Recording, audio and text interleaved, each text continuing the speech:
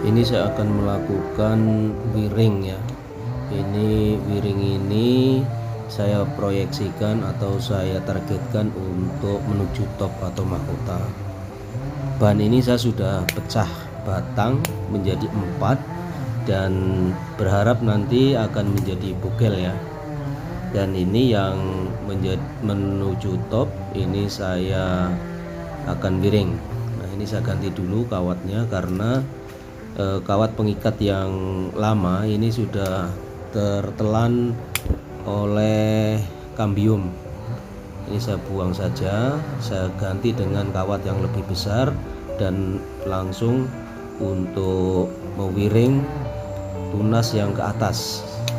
Dan ini sudah antara tunas yang satu, yang sebelah kanan dan sebelah kiri, ini dua-duanya sudah tumbuh. Nah, ini akan saya wiring supaya langsung membentuk karakter bagian cabang yang nantinya akan menuju top. Ini saya wiring dulu dan saya harus hati-hati karena ini tunasnya masih muda, ini takutnya mengalami kerusakan. Nah, ini saya luruskan dulu karena nanti cabang dari mata tunasnya itu nanti akan yang satu akan menjadi cabang kedua. Nah, ini nanti akan menjadi cabang kedua dan ini menjadi cabang pertama. Ini seperti itu, dan nanti akan saya cangkok teman-teman. Tapi sementara saya biarkan dulu sampai siap untuk dicangkok. Dan ini merupakan salah satu pembentukan karakter yang saya titipkan di pohon sebelum nanti akan saya sape. Dan ini saya sudah pecah batang menjadi 4 dan saya akan lakukan pencangkokan menggunakan MCK, media cangkok kemasan yang terbuat dari kokopit yang sudah saya fermentasi sehingga aman untuk digunakan karena sudah tidak mengandung yatanin. Pertama kali ini nanti akan saya kupas dulu sekitar 1 cm ya, 1 cm dari mata tunas. Ini saya bersihkan dulu kambiumnya seperti menyangkok biasa teman-teman ya. Dikerat kemudian dikupas lalu dikerik. Tujuannya dikerik adalah untuk menghilangkan lendir dari sisa kambium yang masih menempel di kayu ini. Dan keempat-empatnya ini nanti semua saya perlakukan dengan model yang sama atau semuanya akan saya kupas kemudian saya bersihkan dari kambium, sisa kambium ini yang semuanya sama. Nah, ini saya berharap ini nanti akan menjadi kaki dari bahan bonsai ini teman-teman. Jadi saya sengaja membuat program ini saya titipkan di inangnya atau di induknya. Dan nanti selanjutnya kalau sudah tumbuh cangkokan ini nanti akan saya sape, kemudian saya untuk program selanjutnya tetap saya panjangkan seperti ini teman-teman ya, yaitu tujuannya untuk membuat karakter akar, bagian akar. Kalau akar sudah bagus baru nanti akan saya press di atas mata tunas. Jadi sementara ini nanti kalau sudah tumbuh akan saya tanam dalam los pucuk, istilahnya begitu, karena tidak langsung saya potong.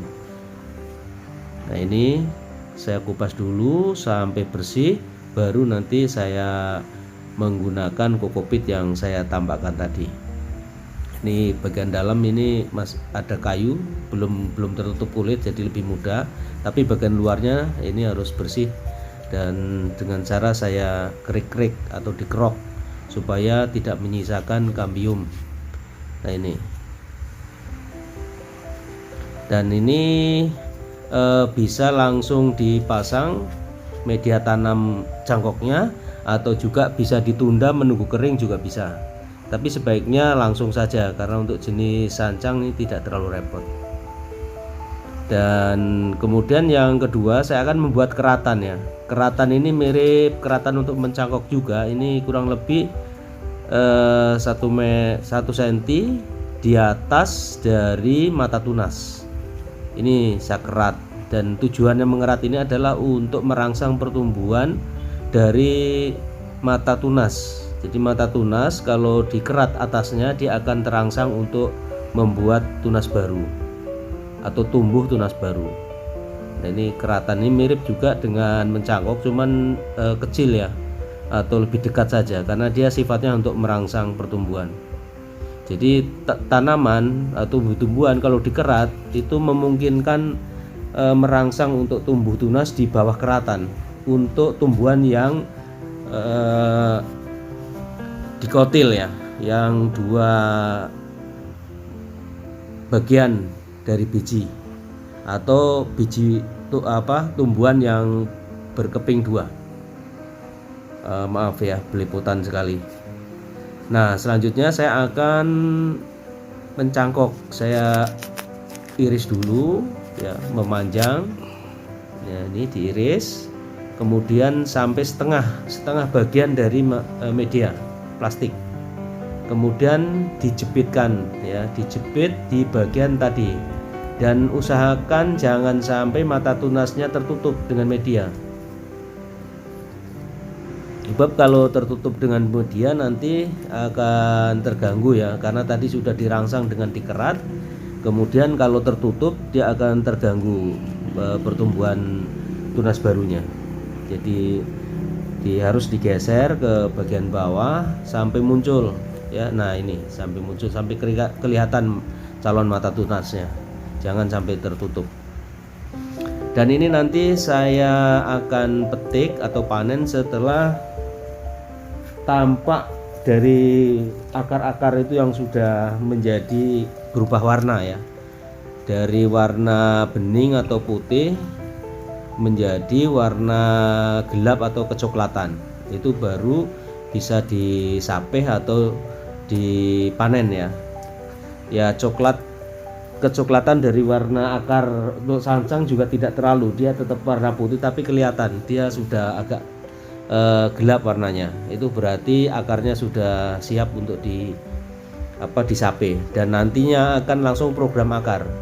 Jadi dibongkar semua media ininya, kemudian langsung diprogram akar. Akarnya langsung diarahkan keluar atau ke samping. Nah, ini diikat juga harus kuat seperti itu. Nah, ini sudah selesai, dan mungkin akan saya tambah tali lagi supaya tidak ada keraguan ya. Dan untuk mencangkok seperti ini kita tidak memerlukan penyiraman teman-teman. Jadi penyiraman nanti saya tetap akan siram, itu penyiraman pertama dan seterusnya tidak usah diulang-ulang lagi, karena untuk sifat kokopit ini dia lembab dan menyimpan air. Ini akan saya, setelah selesai mengikat ini, nanti saya akan langsung melakukan penyiraman. Ini memang harus kuat ya, jangan sampai dia bisa bergerak, karena kalau bergerak kena angin banyak dia kurang kuat ikatnya, maka akan bergeser dari akar-akar yang baru tumbuh. Ini akan saya langsung siram, dan siram ini hanya sekali yang pertama saja. Untuk selanjutnya kita menunggu kebahagiaan alam ya, dengan hujan ya. Ini nanti akan awet dia. Ini kelebihannya dari kokopit untuk media cangkok tanaman teman-teman.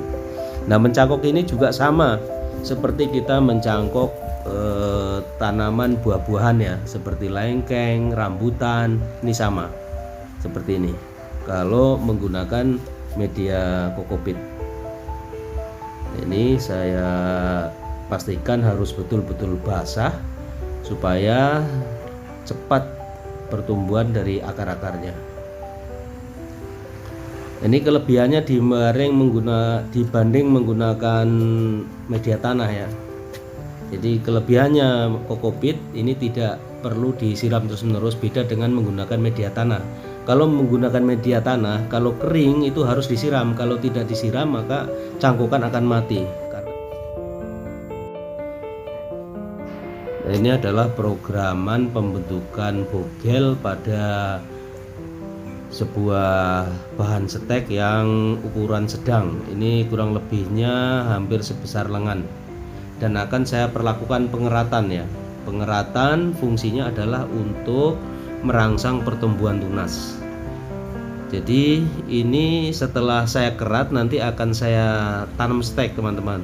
Dan ini polanya steknya ini tetap stek panjang, baik bagian ke bawah maupun ke atas. Nah ini akan saya langsung kerat teman-teman ya.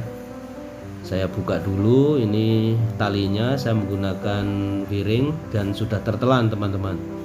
Ini akan saya kerat di sini. Nah, ketinggian dari bogel ini kurang lebih atau panjangnya ini ke atasnya ini dari bagian bawah ini sekitar 10 cm teman-teman. Ini akan saya kerat seperti pengeratan seperti mencangkok ya, tetapi tidak terlalu lebar. Ini hanya untuk merangsang pertumbuhan akar teman-teman.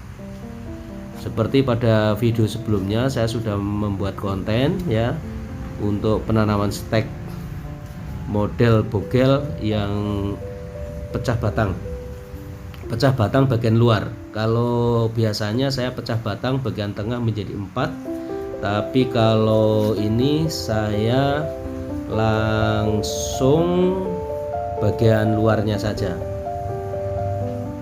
Nah ini sudah selesai, saya kerat ya seperti pengalaman yang sudah kalau sudah dikerat ini akan muncul tunas ya.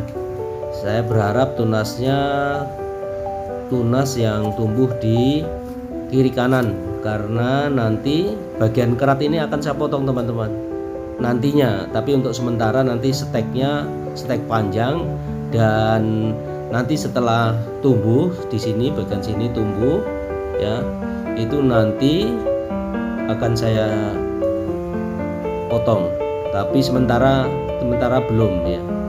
Dan ini stek ini cukup fenomenal karena ukurannya tinggi ke bawah dan ke atas teman-teman.